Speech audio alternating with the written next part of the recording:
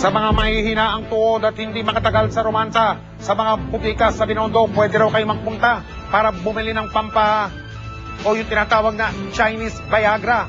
Epektibo ba o depektibo?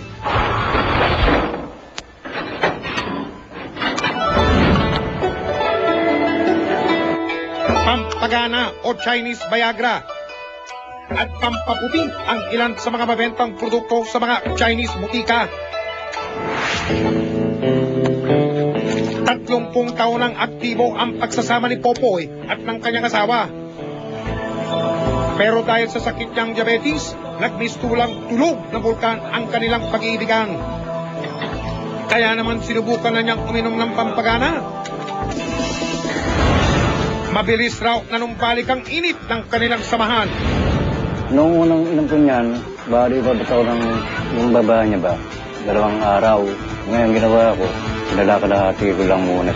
Yung bago ako niyan, parang manhid ang katawan ko. Ang pinaka-indication ng Viagra is still erectile dysfunction. Ibig sabihin, nahihirapan na sila to get an erection, to attain an erection, and to be able to sustain it so that you can complete sexual intercourse. This class of medicines causes some degree of dilatation ng blood vessels.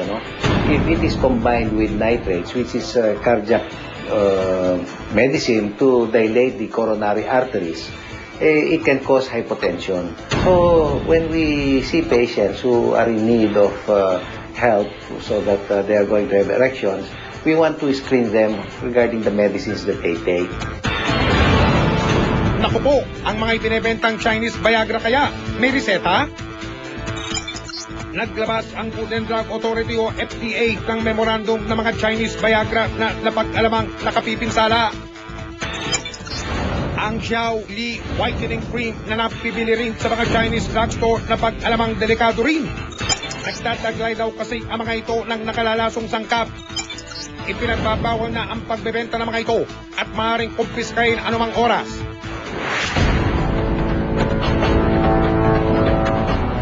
Ang Him Guan at Fuyan Drugstore.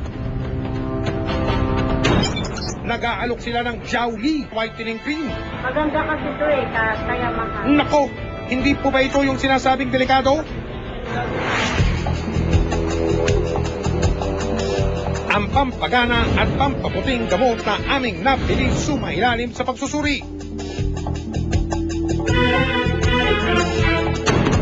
Ang mga Chinese Viagra may mercury at lead, pati whitening cream may mercury rin. Ang lead ay toxic sa dugo. Nakakakos siya ng anemia at bukod doon, toxic din siya sa brain. Nagiging toxic siya pag na-accumulate siya over a prolonged period of time. Ang mercury, tulad din yan ng lead, it can cause toxicity sa brain din ng tao. Sus, Mariosep, ipangpahamak pala ang mga ito eh.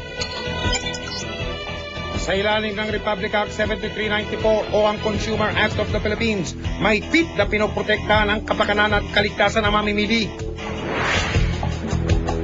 Kaya ang FDA bumuo ng mas malakas na pwersa ng batas para higit na mapangalagaan ang mga gamot at pagkain natin sa ilalim ng Republic Act 3720.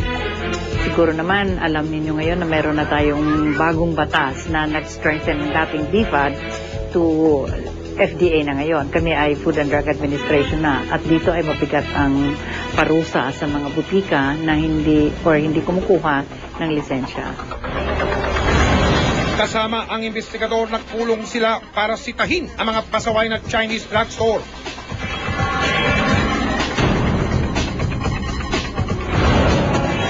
Magkaiwalay na sinugod ang 2 butika sa Divisoria.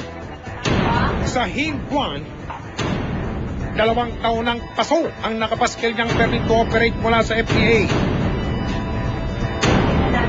Mula sa eskaparate, sangdamakmak na Chinese Viagra ang nahagilap.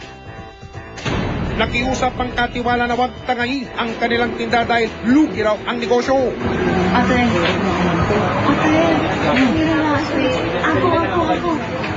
ako inom. Ala, ipagpalit ba ang puhunan sa kaligtasan? may-ari. Medyo kilala naman ang bantay sa Puyuan. Sa Mayor's Permit ng Butika Pilipino ang nakarehistro may-ari. Siya mahal, siya ba po? Ito itong niya. Hindi resibo. License. Lisensya. License to operate as Chinese drugstore. Lisensya. Drugstore.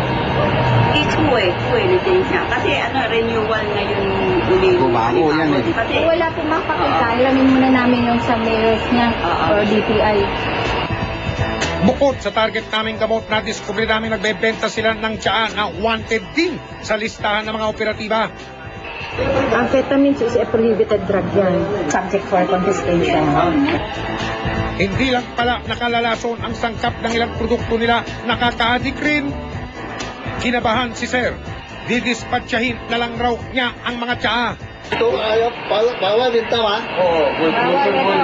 Ha? I find it. Bawal din tama, tapon eh. No. Tapon eh. No.